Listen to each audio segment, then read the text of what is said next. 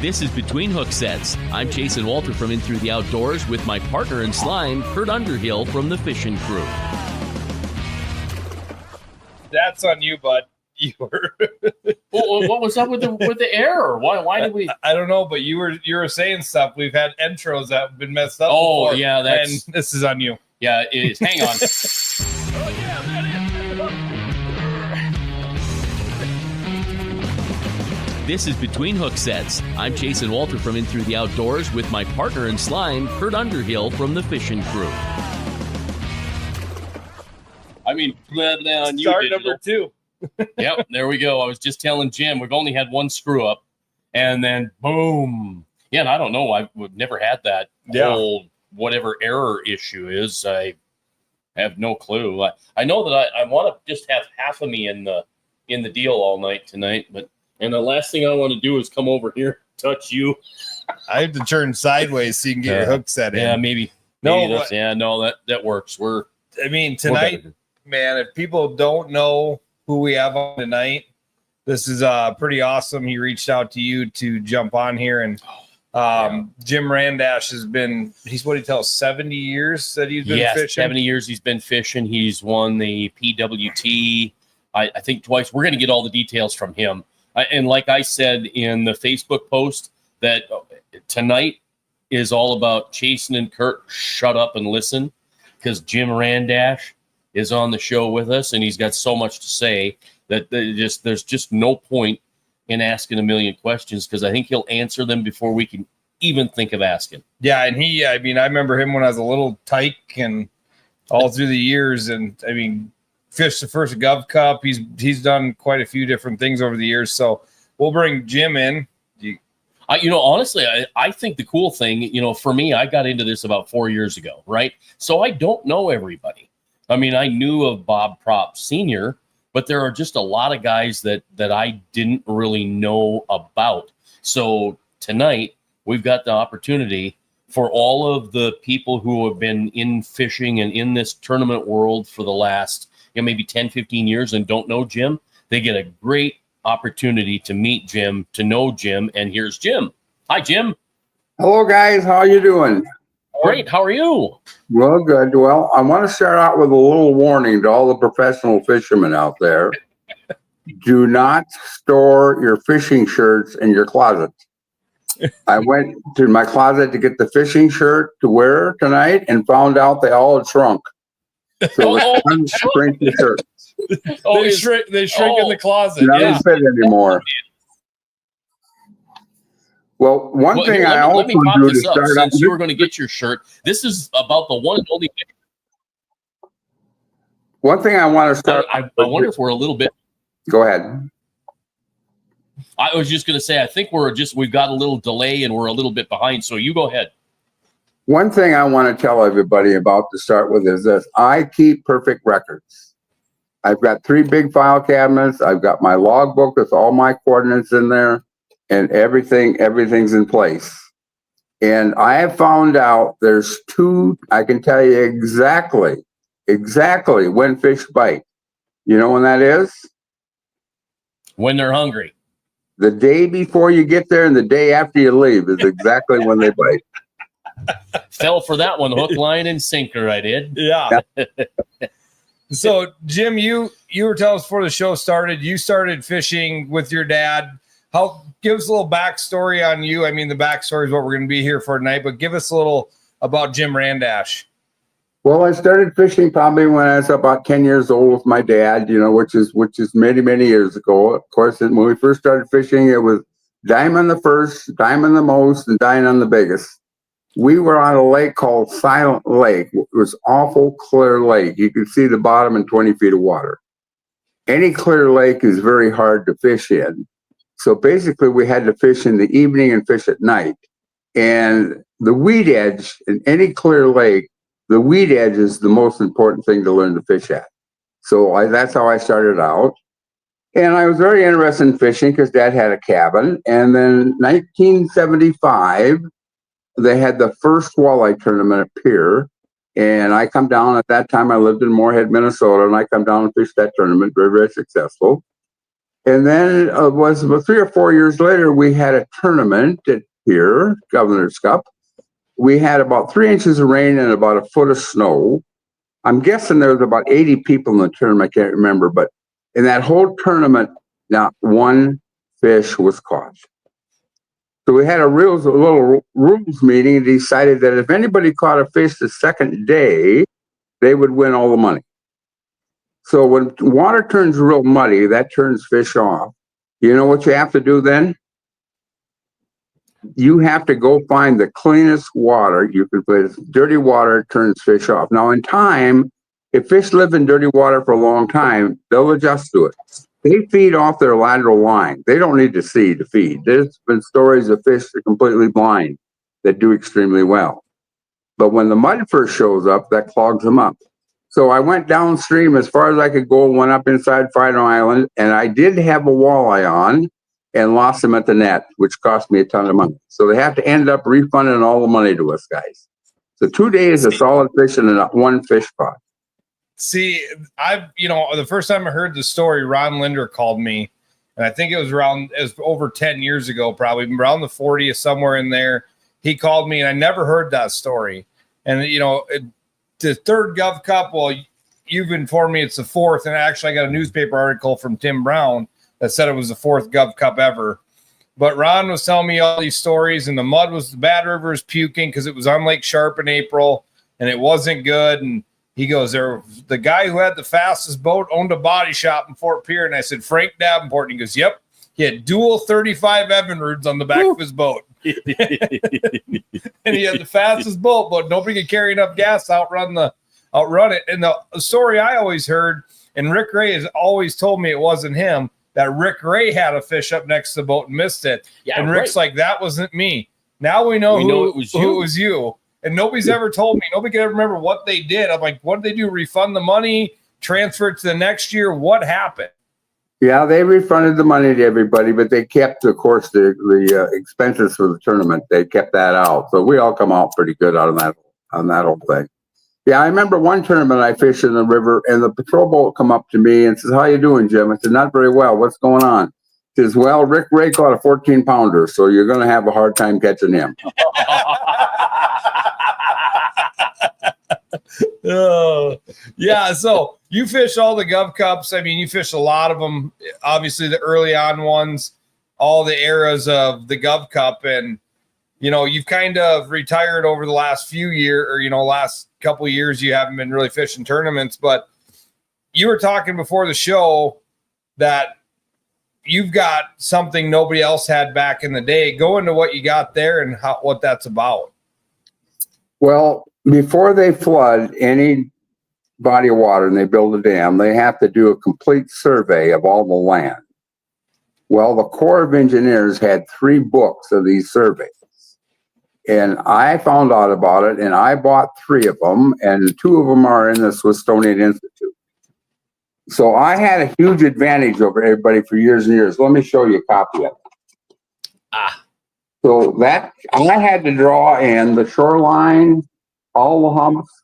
So for 20, 30 years, I knew every hump, every bump on that lake. For example, on this one map, I guess you can't see it right here, it shows an old farmstead with a road leading to it. Well, do you suppose that maybe there's some walleyes might be living in that living room of that old farmhouse? But nobody knows it's there. So I had some big advantage for years and years and years. Finally, they come out with the chips. That kind of wrecked my maps because now everybody's got most of it. But the chips still miss about 5% of it. So there's still a few little places out there that I know of that nobody knows about. But each of these sheets would take me about, 2 hours to draw in and complete. I had to wear magnifying glasses to follow the contour like 16, 10-foot level and put in all the humps and bumps. So I had that's one of my secrets to success, is that I had huge advantage because I knew every hump and bump, every little building in the whole Walleye reservoir system. Yeah, that's amazing. I was just popping up. This is Lake Master, and it went away.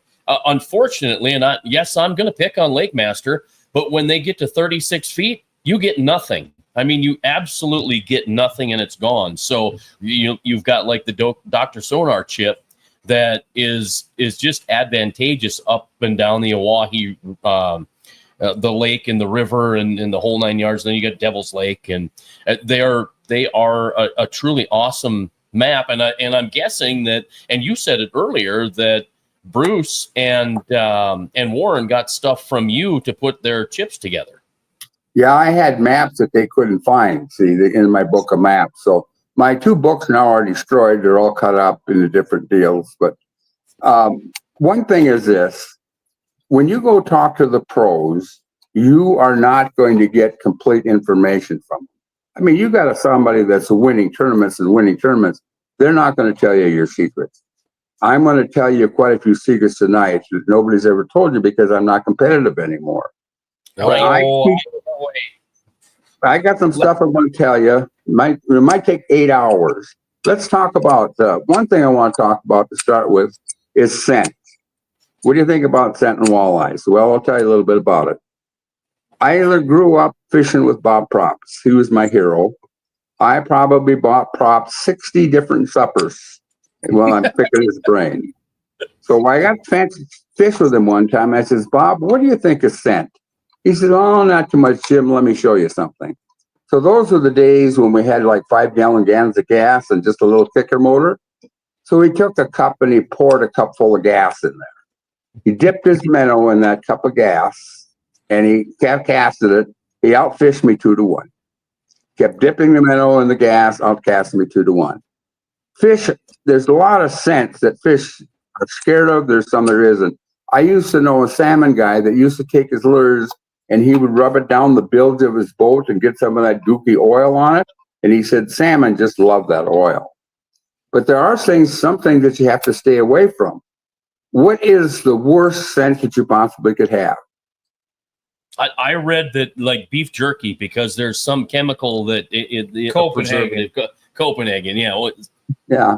Well, the real worst thing is DEET. Of course, that's used to repel bugs. So anybody that's using insect repellent in the boat wants to make sure that they wash their hands. And some sunscreens are not very good. Now, they tell you to use soap, but you go buy a bottle of soap and go look at the ingredients in there. Well, it looks like an atomic bomb reading. Got this and methamphetamine, all kinds of different things. That's not soap. That's what they call a perfectant. But here's what I do. I take a Coke bottle, take a bar of ivory soap, make shavings, put the shavings in the cork bottle, put the cap on, shake it up. Now you have the best scent in the world. Now, women, in case there's a gal watching, women generally outfish men. And part of it is that men sweat more, and they call it streak off. And that's a turnoff for fish, too. Ladies sweat less, so they do a lot more. They catch more fish because they have less scent. One of the best scents ever that attracts walleyes is angleworms. Worms. That's the best scent there is. I used to have a buddy of mine that what he would do is when he would flay out walleyes, he would keep the fat and he'd put it into a kettle. And he'd leave it sit in the hot sun and it would turn to liquid. And he'd put it in a spray bottle and he'd spray that. Well, if I ever pulled into a bay, I knew he was fishing in there because there'd be a little slick across the water of fish fat. Sure. But anyhow, you got to be a little bit careful with scent. It's not too important, but do keep your hands clean. Pay attention to it. You probably never heard of Art Moraski, who's known as the Night Stalker. He wrote a book. And he come to Rapid City one time and he put on a seminar. Well, he was up doing a seminar and he said, I'll tell you why people don't catch fish. He took a can of WD-40 and he sprayed his reel up. Say they lubricate their reel up with WD-40 to make it work good. Fish hate WD-40. So anyhow, I was fishing the Columbia River one time with Mike McClellan's, and we got a lot of good walleyes. Matter of fact, I caught a 17-pound walleye out there, the biggest I ever caught. So then we were going to go sturgeon fishing for a day. So we got in the boat with a sturgeon fisherman, and he put on a cut herring, and he sprayed it up with WD-40. I says, what are you doing? He says, well, fish just love WD-40. Another story on sand is that we're fishing at Mille Lacs Lake. We've got a tournament coming up, but there's a small tournament ahead of our tournament. And one of my buddies won the tournament. So I went over and says, how did you win this tournament? He says, Jim, it's real simple. You got to have preparation H on your leeches. That's all there's to it. So Buddy and I went to town. We went to the drugstore. We bought all the preparation H in town. So there was no more preparation H. Nobody could get it. We come back to the motel room. We put 2 jugs of water, and we put some preparation on some leeches. Put them in one jug. And the other jug without prep, and the one with preparation H on them, the leeches were much more active.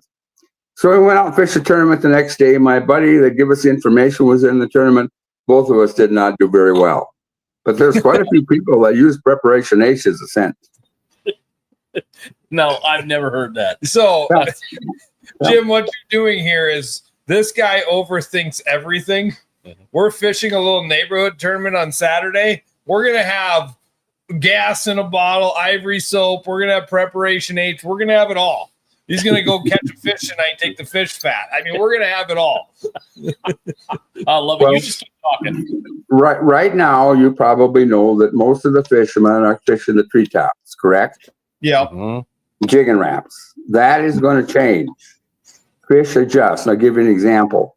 Years and years ago, we used to troll the rocks at Chamberlain during the day with a number 9 floating shad wrap way back, do extremely well. You can get in the money almost every tournament doing that.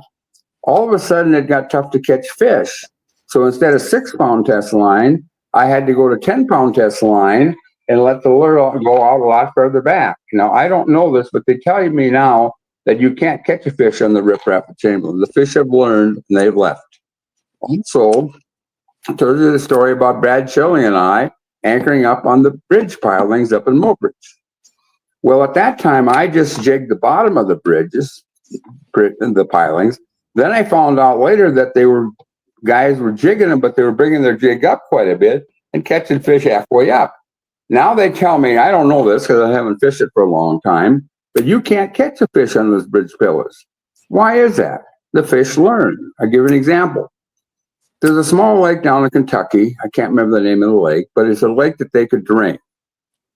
They put 100 bass in the lake. They let it sit for a year. Then they fished it for 3 months straight every day. They caught 70 of those bass. They drained the pond. There was the other 30 were still in the pond. The fish become uncatchable.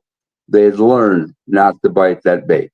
And so that's what happens to some of the walleyes too. Whatever it is that's hot, in time, the fish on the top of those trees are going to learn, and they're not going to be there just as much as they are now too. Okay, so now with your wisdom and all the experience that you've got, you say that the jig and wrap bite's going to go away. Do you have an idea what will replace that?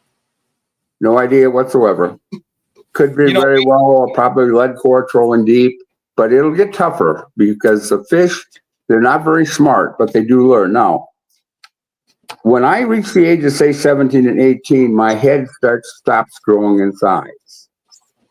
But the fish is not that way. The fish's head keeps growing, and a fish doesn't have a very big brain, but the bigger it gets, the bigger the brain gets. It's not very smart.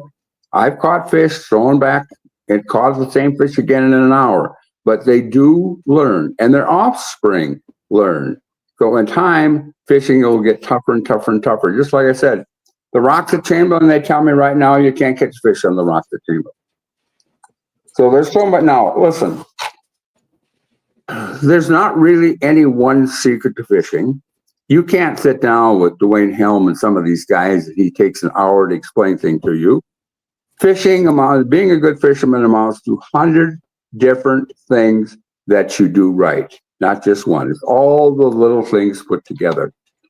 I've got a buddy of mine here in Rapid City that's probably the best jig fisherman there is. He's got a different technique of jigging, and I can't master it. He jigs on slack line. I've been fishing with him 13 different times, and I'm not a real good jig fisherman, but I've been fishing with him 13 times, and he outfished me 12. He's got a different way of jigging that nobody knows about. Let's talk about something else we want to talk about. Finesse is the thing in walleye fishing. It gets real tough. Now, if we go fishing, say we're fishing a linear rig, do we want a big hook or do we want a small hook? What catches fish better? Small hook. Big hook will hook fish better. A small hook will catch more fish. Now, why is that? Because now we're using a leech. You use a great big hook on a leech like that, you're weighing the leech down. You're taking away its freedom to move. So you go up to Tobin Lake in Canada, and every single person up there is fishing a small number 10 size hook because of the weight of the hook. The weight of the hook will stop the. So fish are not scared of line. If they were scared of line, why would they get their head caught in a gill net? They're not scared of those things for line. So why don't we use 50 pound? Why don't we use great big fishing line all the time? The reason is that we want to use a light line so the fish can move around. Now, one of the secrets that I've had through the years is this. I got a special hook built from Eagle Claw. Cost me $1,000 to build this hook. It's a big hook, but that's lighter than a small Ken hook. I don't know if you can see that very well in there. Yeah, so it's like a wire hook. Yeah, it's so thin that an 8-pound test line will straighten this hook out. You got to use 6-pound test line. I'm a big believer, like Lindy rigs now we're talking about. Well, let's change the story a little bit. I had a friend of mine was tying up spinners. And I watched him tie them up. And I looked down and he had a 6-pound spool. I says, what are you doing with 6-pound test line? Well, Jim, I've heard you say and other people say that the lighter the line, the better. I said, hey, you got 5 big beads on there and that big blade. Those fish are not scared of that line. All you're going to do is get yourself a lot of line twists. You get 20-pound test line, you tie it up a 20-pound test line. But if you're fishing finesse, Lindy rigs, you want to get the smallest hook, the lightest hook. Now, this gives me the big advantage, this hook, because I had extreme lightness to it. Like I said, this is an 8-pound hook. You use 10-pound test line, you're going to straighten that hook out. So I have very little weight. My leech is free to swim around and do whatever he wants to do. And this hook is very, very successful for me. I found this box out in the garage. I had about 20 of these boxes, and now I'm down to one that I've used through the years. I'll give you another example of that. Fishing a tournament up at Gettysburg. Calm day. The calmer it is, a lot of times the spookier the fish get. In order to catch fish, you had to be way back away from the boat. You could not catch them right underneath the boat. You had to get back away from the boat. So I'm using 1/4-ounce bottom bouncers with a 6-foot lead, my little light hook, like I showed here, and a leech. And I win the tournament. Well, after the tournament, a guy that was staying in the trailer, in the camper next to me says, Jim, would you do me a favor? I've got my cousins and my uncles are coming up fishing, and I fished all day today and never caught a fish. Could you tell me how you're catching fish? I said, well, I give them some of these hooks. You got to have this real light hook. You got to get back 50 feet away from the boat and a 1/4-ounce bottom bouncer. So that was it. So a year later, I'm fishing the Gettysburg tournament, and I happen to look up on the stage and hear the same guy that I give this information to. He won the tournament. So I get together and says, hey, how did you win that tournament? He says, Jim, I won it the same way that you told me 10 years ago, or a year ago, and I forgot about it. So hook size means a lot. Use this real small hook. Now, it depends on what you're doing. These guys that are throwing jigging Raps, they don't make any difference what size line they got. The fish, that bite is not a finesse bite. That's an impulse strike bite. That's all the difference in the world. Use any type of line you want. It doesn't make any difference at all. Yeah, that's really interesting. Yeah, I'm not kidding you. I've learned so much. Matter of fact, I'm about ready to get Jim. When I get in my arms crossed and I'm way back here, that means I'm super interested and I'm soaking it all up. So you have filled us with so much information. Don't stop. Okay, I'll tell you a little something too. Would you both agree to me that a cold front conditions make fishing very tough? So before you get into this, it's all about. Let me ask you this: what is your opinion? Why? Why is it tough to catch fish after cold front?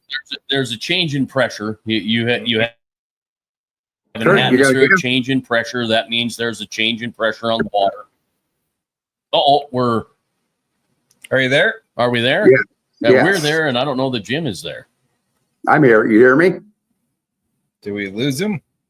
I'm here. I swear I have a fly went. Can you hear me? Check the satellite. All right. Well, I'm just going to sit here and say that we're checking on the satellite, and while we wait to. Can you hear me? I can see you.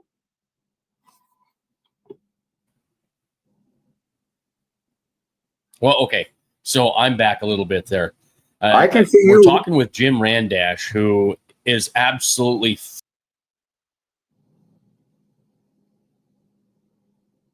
Can you hear me?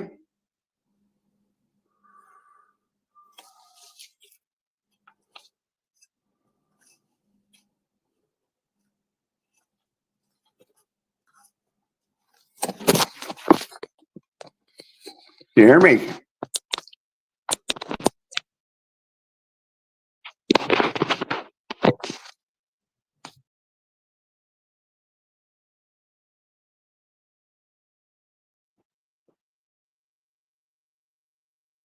All right. Well, I'm back from my cell phone.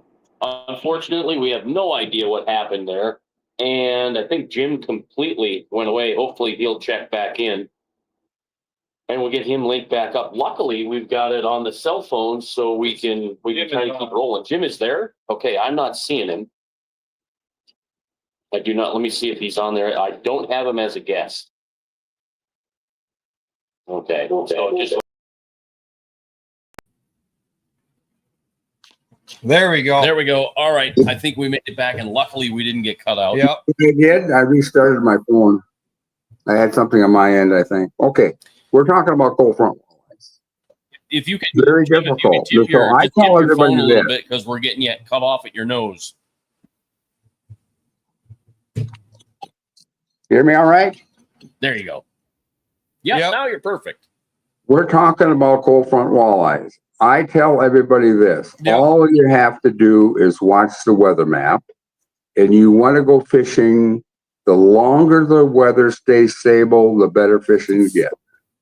You want to fish just before a cold front hits. Okay. I've got a study someplace, if I can find it, about cold front walleyes, and here's what happens. Many people think that it's a change in atmospheric pressure. Cold front hits, barometer drops. You still hear me? You still hear me? Yeah. You hear me all right? All right. All right. All right. All right. I have a feeling we're going to get feedback from the phone now. You still there? Hello. Yeah, we can hear you, Jim. Yep. Go ahead, Jim. Yep. Okay. Well, many people think that it's a change in atmospheric pressure, where there is a big change in atmospheric pressure, and it does affect the fish, but all the fish has to do is move 2 or 3 feet deeper to take care of that atmospheric pressure. The other theory is that it's the ultraviolet light, that when you take away the cloud cover, you're going to get a lot more ultraviolet light come through, and that's what happens after a storm or front. The sky's clear. Well, all the fish has to do is move a little bit deeper. They did a complete research study on cold front fish, and here's what they found. When fish hit a cold front, they move all over the lake. They suspend through the water column and swim all over helter-skelter. They're not in the same spot that they was before. So that good point that held all kinds of walleyes, the cold front hits, they move up in the water column 10, 15 feet below the surface, and they just move all over. So that's what causes fish in cold front. The fish aren't there anymore. They've moved. They move. Yeah. Right. Okay. Then that makes sense. And so they're moving into deeper water then. No, not just say deeper water. They suspend, and they just travel all along the lake. They might take a trot of 10 miles. They 15, 20 feet under the water. They just go out and swim haphazardly all over. I got another story that's kind of interesting. We all know that if you catch a fish deep in the trees, that sometimes they'll blow their air bladder, right? And we used to fizz them. And I'm sure you've heard of that technique. We put a needle into the air bladder and let the air out. Well, I'm fishing a tournament in the Montana's Governor's Cup. The wind is blowing hard, and I'm in the mud. And of course, fish love wind. I'm catching fish out of 6 feet of water. And the amateur partner says to me, Jim, all your fish are dying. They're all belly up. Well, you know, you bring live fish in, you bring dead fish in, you get penalized, correct? So I said, well, it can't be. My live wasn't working. Everything's working fine. And I went back there, and here I had to fizz every one of those fish. They'd all blown up. Well, why? Here's what happened. Those fish are coming from 30 feet of water up to 4 feet of water to feed.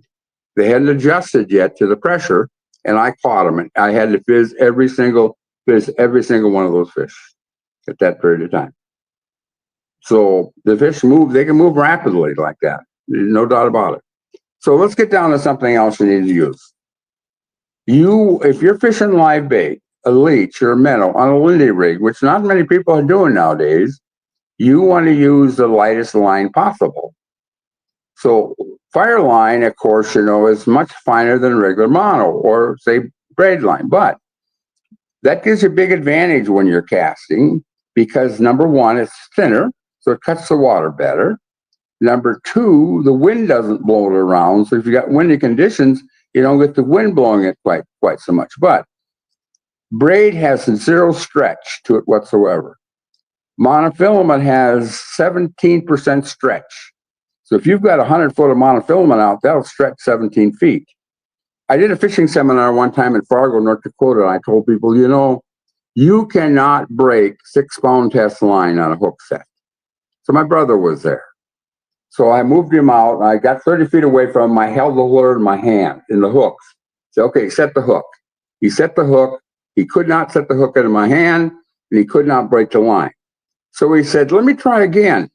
So he got back. He gave the biggest hook Sagan ever did, put the rod way down, hooked it way up, hit the rod on the ceiling, and broke the rod in half. So you cannot break 6-pound test line on a hook set. If you're fishing real shallow, actually, monofilament line will outfish braid. I was up one time in Tobin Lake, fishing a tournament up in Tobin Lake. I'm in a pack of boats, practice now. If you're in a bunch of boats, you should be able to outfish those boats. If you're not the number one catching fish in that group, you got a problem. So I was getting outfished. So I called my buddy up and said, hey, I'm having trouble. What do you suggest? He said, rip every bit of that line off that you've got and put on good old mono. Well, those fish up there, you know, that's catch and release. Those fish have been caught many times. They're very smart. Most guys are using a little bitty 10 hook. If you don't use a little hook, you're in trouble. And the trouble is this, is that those fish pick up that leech. You can feel them, but they can also feel you. So I ripped every bit of that braid off and put on good old straight mono and went back out fishing everybody. Okay, so we're trolling the bottom bouncer. Okay, what's the best? We got a Kmart rod, $20, or we've got a Fenwick $300 rod. What's the difference? The difference is $208. And when you're trolling bottom bouncers or you're trolling crankbaits, it don't make any difference what your rod is. You got a Kmart special as long as it's got enough beef to it.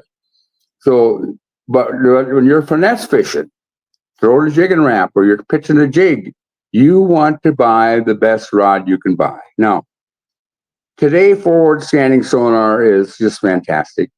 I don't have one. I never will have one. But actually, you don't need a 21-foot boat with a 400 horsepower motor on it to catch fish. You can catch just as much fish out of a 16-foot boat with a 15-horse tiller. You can't beat a tiller. There's no doubt about it. But you can't fish a tournament with that 16-foot boat because when you're fishing tournaments, you need the speed to get to your spots. But if you're just fishing for fun, everybody out there, you don't need those big boats. Oh, sure, fine if you can get them. Any boat will do it as long as you've got boat control and a good depth finder. But it's always been the key is electronics. 90%, only 10% of the water holds 90% of the fish. You got to find that spot. And even in my days, if I don't mark them on the electronics, I don't fish there very long. One pass, I'm gone to the next one. they're there, you're going to see them. But you can't compete with these boys nowadays. I mean, they're so far superior. I can't carry their shoes. I can't carry their shoes.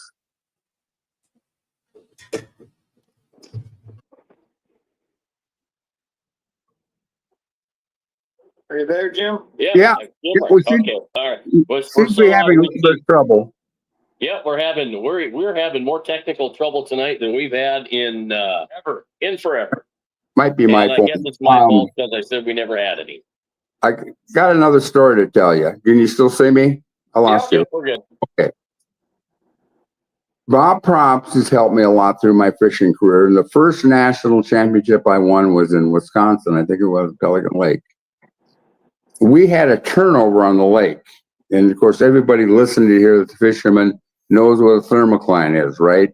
It's where the water changes from warm to cold. Well, a diver can go down and he can stick his arm underneath that thermocline and he can feel the difference between the hot and the cold. You can see that thermocline on your depth finder because if you take a fishing lure that's barely sinks, that lure will sink down until it hits that thermocline and it'll stop sinking. It'll suspend there forever. So that thermocline has all kinds of little particles of weeds and trash laying there. That's why it shows up in your depth finder. So when you have a lake turnover and that all the water then mixes, you don't want to fish that lake. Go to another lake. But we had to fish this championship with a lake that had just thermoclined over. So anyhow, I talked to Bob Propst. Says, Bob, I was out fishing all day long and I caught one fish. You guys doing any? Well, we're doing better than you. He said, we caught two. Well, how are you doing it? And he kind of explained to me. So my partner and I went out in the middle of the lake, casted out a 1/4 ounce split shot and a big shiner, and we drifted to shore and went back out in the middle of the lake, casted out a 1/4 ounce sinker and drifted to shore, and we won the tournament. Fish, when the lake turns over, don't fish it. Fish are spread out all over. They can be high, low. There's no rhyme or reason to the whole thing. You just got to go some other place and fish. That's amazing. Yep. You cannot. There are really not one secret to fishing. It's just 100 different small things that you do better. I've got a friend of mine up in North Dakota that's an expert on jig and wraps. He's got a different technique to it. I can't cure it. I'm giving, there is something I like. Can I ask a favor of some people out there? Sure. Yeah. There's one thing that's always bothered me my whole life, and I'll never have the answer to this. We're fishing the National Walleye Championship at Lake St. Clair. I'm having trouble catching fish, not doing very well. And in that tournament, the only person that could fish with you would be an amateur that has fished another tournament. I couldn't get anybody just to fish with me.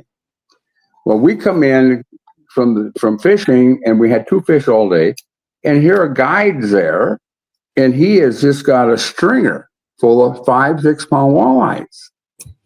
So anyhow, I get to go up and talk to him, and I'm really good at extracting information out of people. That's one of my things I'm really good at.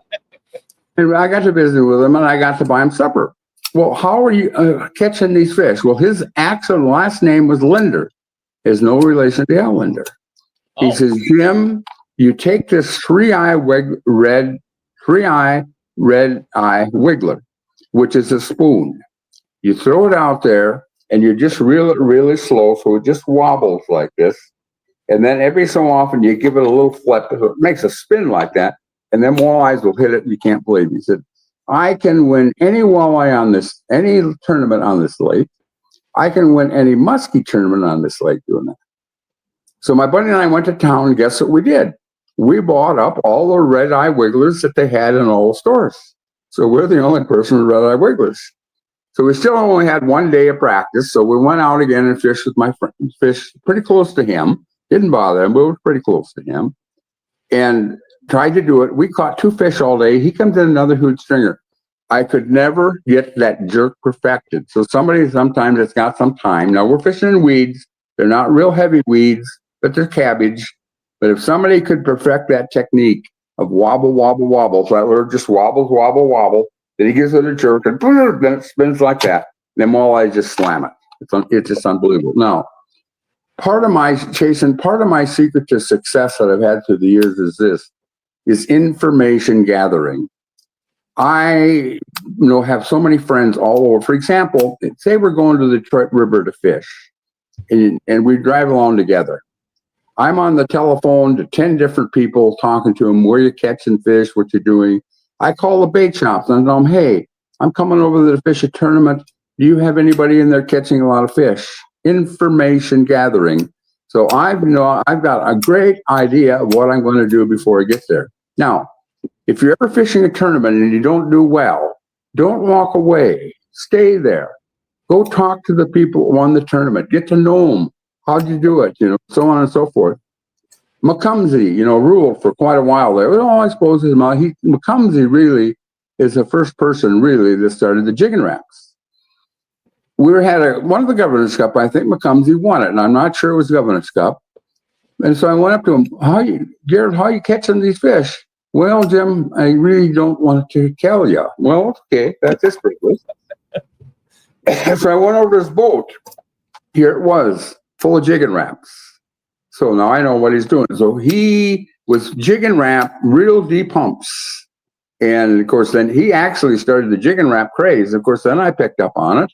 And then pretty soon I tell the buddy, now pretty soon, jigging wraps has got to be one of the most best-selling lures they've got. Can you see me? Because I can't see you.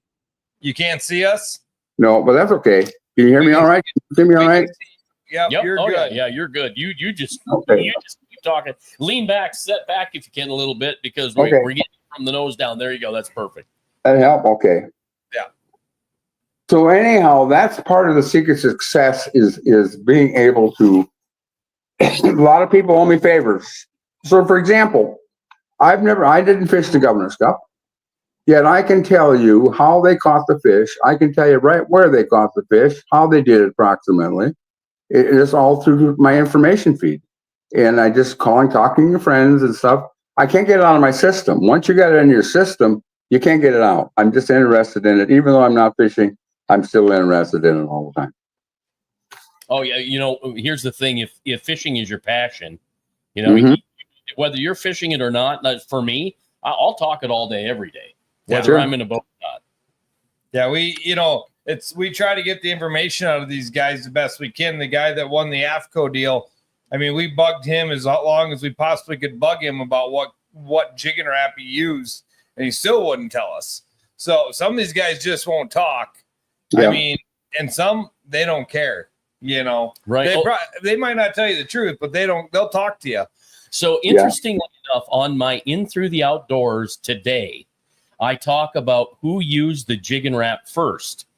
And in my research, I found that Tom Newstrom had an article about Kim Papineau using it in open water first, and Al picked up on it and then perfected the whole sequence, right? So do you think that McCumsey used it first and you used it and then Papineau picked up on it from you?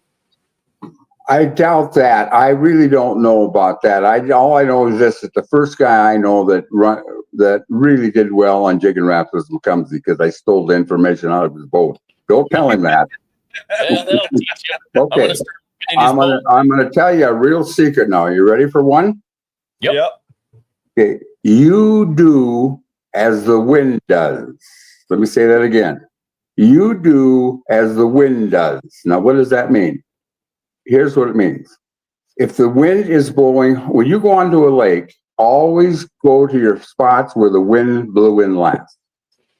And you fish according to what the wind does. If the wind is blowing hard, 20, 30 mile an hour wind, you put on a heavy bottom bouncer, you bang that bottom, you put on a crankbait, you bang that bottom, you make as much most of the noise as you possibly can. If it's real calm, you might have to go way. Now listen, boats will scare the fish. You might have to go way back away from the boat. So if the wind's calm, you got to fish calm. If the wind's rough, you're going to fish rough. Do it all the time. Always go to the windy side of the lake or where the wind was blowing in last. So if the wind isn't blowing, It was blowing from the northwest. Get over there on the east side of the lake. You know, it's interesting because it was side imaging that taught me that fish were scared of the boat. You know, until you literally you see it on side imaging and you go, yep, that's it.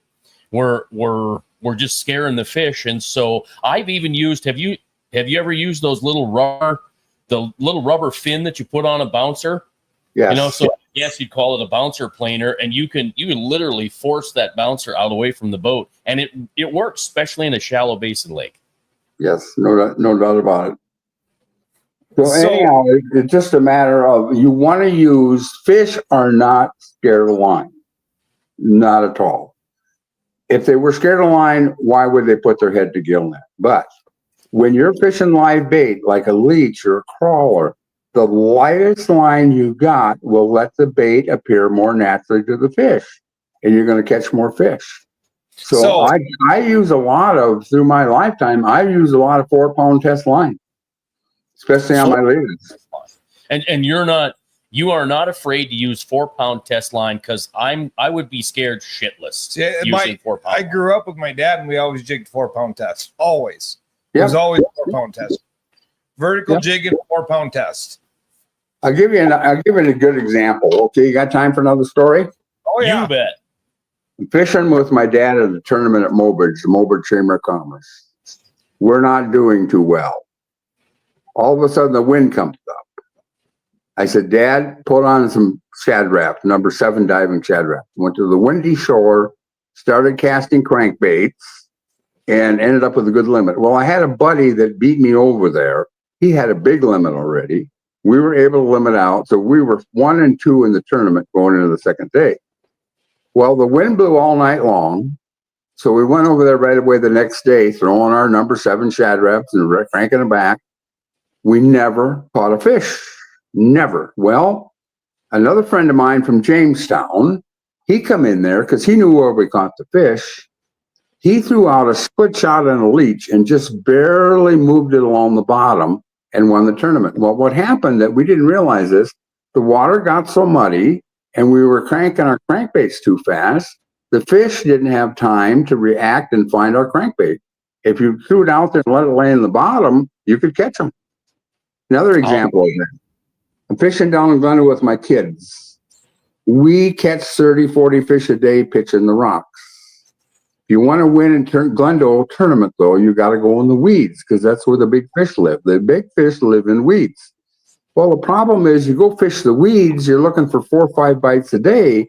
You got your grandson along. He's not too interested in getting 4 or 5 bites a day. So we fish the rocks, catch 30, 40 fish a day. We could not catch a fish, not one. So I said to my son, well, we got to go back in the slough area that's now flooded, because it should be some good fish back there. We're going back in there, and we're going through trees now. I happen to see a guy catch a fish. Well, there's ways of doing things, and I'm an expert at this. So what you say to him, hey, we've been fishing all day long and haven't caught a fish. I see you're doing pretty good. How many you caught? If you just ask them how many fish you caught, they don't tell you. So I always start out with telling them, hey, I didn't catch a fish today. How are you doing? Well, I just limited out. Well, says, how are you doing it? We can't catch fish. You got to throw it out there. He says, you got to just let it lay in the bottom. You can't move it. You take that leash, throw it out there, leave it lay in the bottom. That walleye come along, scarf it up, no problem. So anyhow, there's certain times where fish are very, very sensitive. I have caught fish with a 50 horsepower motor running in 4 feet of water right straight below the boat. Then there's some days where you got to be 50 feet away to the boat. Depends on the sensitivity of the fish and what they want to do. Literally, I had a Governor's Cup one time that we were up north, and all of us, Bader was fishing then. Remember Bader and Brox and all those guys, Rick Ray, all were in there. We're all in 4 feet of water, vertical jigging and pulling in fish after fish after fish. And Rick Ray never liked me to come around because he hated to have a trolling motor running. A motor running does not scare fish, providing the sound is constant. But if you get on, I got a friend of mine that runs an electric trolling motor that has on 3/4 speed, and he hits the throttle, then he lets off of it. He hits the throttle, lets it let off of it.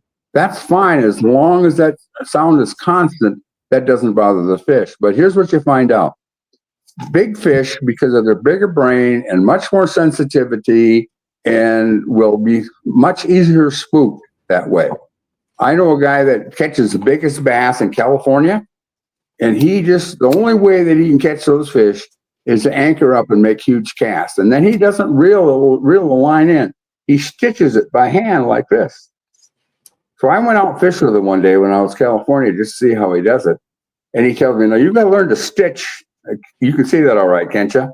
Yeah. Mm-hmm. Yeah. He takes it in, he stitches it in by hand. Let's like catches line, then he turns it. So he's only pulling it in 4 inches at a time. Then he reels up his slack. So I said, well, I can do that with just my rod and reel. So I throw it out there and I'm fishing reel. Well, he catches 6 bass, I catch 0. I said, would you kind of explain to me a little more about how you stitch these fish? But that's how sensitive they get. Research studies will show you that if you've got a big bass hanging on a tree, he lives there. Here comes a bass boat. He hears it coming. He moves 15, 20 feet away from the tree. The bass boat goes by. The big fish moves back to the tree again. Unbelievable. Fish are way smarter than what. Now, there's times they go on suicide missions. Then again, there are times they're so sensitive it's unbelievable. Why I don't know. But I do know this. Watch your weather. The people out there that don't get to fish very much, the longer between cold fronts, the better fishing gets, and just fish before that cold front hits. Stand that. Oh, there goes Jim. I'm going to pop this up real quick because I want to do it. We're having that issue again, but here's a picture of young Jim. That's about the only picture I could find, and I want to pop this up for posterity's sake too. Sure. You can see it. And Jim, you don't need to see it. This is your accomplishments. I just want it to be video so people can look at it and can see and can know what your accomplishments were. So I got one more story I got to tell you. Okay. You get time? This is a good one. Yep. We're fishing the national championship at Bismarck, and this is the first tournament that was really televised, and it's in the arena, so it's a big one. I have a friend of mine that was on the highway, and he stopped. There's people fishing under the bridge. He stopped to watch these people fish underneath the bridge. And this gal had this 3-ounce bottom bouncer and a lead and a big minnow, and she's just throwing it out in the middle of the lake, cut splash. Then she's reeling it in and had this huge limit. So he told me about it. So the first day of practice I went there, it was full of big fish. So what I did basically for the next 3 days of practice, I just stayed on that spot, didn't move, and I vertically jigged. But no, everybody, all my buddies would come by. How you doing, Jim? Well, I haven't caught a fish. But they didn't realize that I only had my jig down 3 feet underneath the boat. I didn't fish for fish. I just protected the spot all the time. So then when the tournament started, of course, nobody else caught a fish when they come by me. And I told them the truth. I hadn't caught a fish because I didn't want to catch a fish. I just wanted to protect that spot. And that's the nice thing about it. It was an indoor weigh-in. And we had 2 live wells. So everybody knew I did well. So anyhow, comes time for the weigh-in. I go and get the 3 fish out of the 1 live well and start going up to the stage. Well, I'm beat because I just got these 3. I says, wait a minute. I forgot another live well. Then I went back to the boat and pulled out the 3 4-pounders. So that was a pretty good show. So, but sometimes we'll have to do this again. I got so many different ideas and techniques for you. We'll have to do an 8-hour show sometime. Well, okay. So this was just my thought. I'm like, okay, we're doing what does Sherry say? Packing up and heading over to Jim's kitchen table to listen to more stories. So yeah, right, Sherry. So here's the deal. Hour 1 is done. We're gonna have to have you back 7 times. Yeah, and do 7 more shows. But I got that Bismarck one, was that the FLW that Steer won it, or was that way before that? Because that same hole, there used to be a video clip, but I've yet to find it. But they were fishing so tight in that hole you're talking about. I'm guessing the same one. Could be completely wrong. But they were to see what happened was that was the same area, yes. But see that hole, that was 3 years later. Okay. Everybody knew that spot then, of course, and everybody goes to it. See, yeah. But that was about 3 years later. Steer did well there. They were so packed in there that they would have to literally put their foot out, push the other guy's boat away to net a fish. Really? Yeah, there was a video of it. Like, I can't find it, but it was incredible. They were sandwiched in the spot. Yeah. But I want to tell one more thing to people out there listening. You do not need forward scanning sonar to have fun. You do not need a 20-foot boat. You just need a good fishing boat with a good back troller and a decent depth finder to have fun. Now, if I was going to fish tournaments, then you got to have those big boats. But you don't need all that fancy stuff just to go out and catch some walleyes. We catch a limit. We can't win tournaments, probably. Now, if I fish a tournament tomorrow, the chances are that I would not do too well. But then again, if I got lucky, I hit the right spot at the right time, I could still beat all those forward scanning sonar guys. But they've improved so much, and they will continue to improve through the years. But in time, those fish in the treetops that they're catching, they'll get tougher and tougher. Each year, it'll get tougher and tougher. And 3, 4, 5 years from now, it's going to be a different story again. Well, and we've already seen that in Lake Oahe, because when the jig and wrap thing basically got exposed here, it was really easy. Everybody was going out and doing it. Now it's getting harder and harder and harder to catch these fish. Yeah. And I mean, it really, like, it was like the first couple years, I wouldn't say it was a slam dunk, but you could go out and catch fish on a jig and wrap. Now it's harder and harder and harder to do.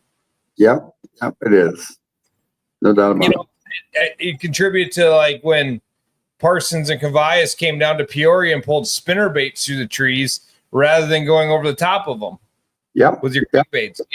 They changed the technique up, and they did really well for a long time. Okay, so one more question, and then we're going to wrap it up because, well, we want you to come back and tell us more. But Curt and I and Tom Seberg are fishing a tournament this weekend. It's just a fun neighborhood tournament.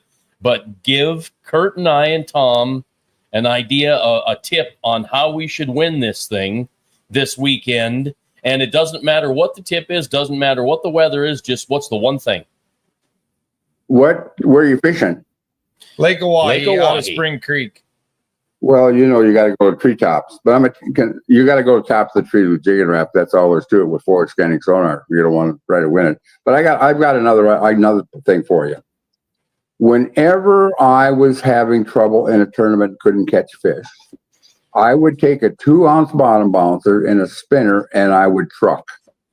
And I would run all over, pull that behind. If you can't catch fish, that's the method you go to, because you'll find you'll always catch some fish doing that way. But if you're fishing a Hawaii tournament, you're going to have to get up in those trees with forward scanning sonar. There's no doubt about it. Yep. That's the only way you got to have a chance to win it. We've been practicing it, but we got to perfect it, and maybe we'll do it this weekend. I don't know.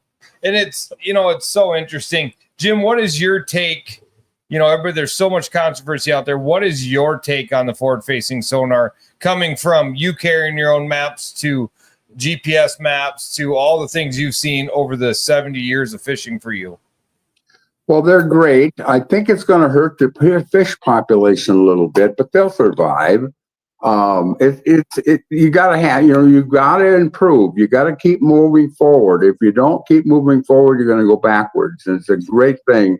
And the only thing is, it takes a lot of time and preparation and work to be able to. I don't even know how to turn them on, let alone run them. And but it's a great thing. It's a great thing for the industry. It's going to hurt the fish a little bit. I really believe that most of those big fish that they let go do survive a lot more than the game fishing park thinks they do. But it's a great development. There's no doubt about it. So before we got a couple minutes left, before we got to cut this off, when Chasen popped up your stats, the thing on there was the NPAA chairman. So were you part of the NPAA when it started in Pierre? Yes. So give us a little quick. I'm a certified financial planner, so I was in charge of the insurance. And I remember the first time we had a bunch of sports writers there, and of course we all got our number, and we paid for our numbers. Number one went awful expensive, and then I sold my number. I did really well. I think I paid $50 for it. I think I sold it for $200. But Mike McClellan and Bob Propst taught me. I owe Bob Propst so much. He taught me how to fish. He's my teacher. I think he taught so many guys how to fish. Yeah, he was the master. He could read a depth finder better than anybody else. But the important thing is, I don't care if you're fishing for fun, you need to watch your depth finder. If you're not seeing anything on that depth finder, you're not seeing activity, get out of there. Now, when perch spawn, and you got a young of the year perch, and you got shad, those perch don't live in the shoreline. They go out and suspend out in the middle of the lake till they get bigger. They feed on plankton. And so that's why there's a way more suspended fish out at any lake than anybody ever realizes. And we still have not really cracked the code of those suspended fish out there in the middle. I used to have it, when you go over to, like, for example, Lake Winnebago, you want a real calm day because then this algae floats up and the fish get float up too, and the fish are down 10, 12 feet. If you got a real windy day, when the wind's blowing hard, it mixes that algae up and mixes that water up, and the fish can be any place. But the important thing is to remember is this: always fish the windy side. 2 reasons: it blows bait in there, blows algae in there, but also it puts the warmer water in there. And what happens is, in the other side of the lake, the cold water comes up and it cools it down. So, and if there's no wind blowing, you're going to go to the side where the wind was blowing in last. You're going to start there. That's where your starting point is. Fantastic. Jim, we got to wrap her up. It's been absolutely It's been a pleasure. Yep. Thank you very much. Hey, we appreciate you, Jim. Thank you. Thank you. Do it again. Bye.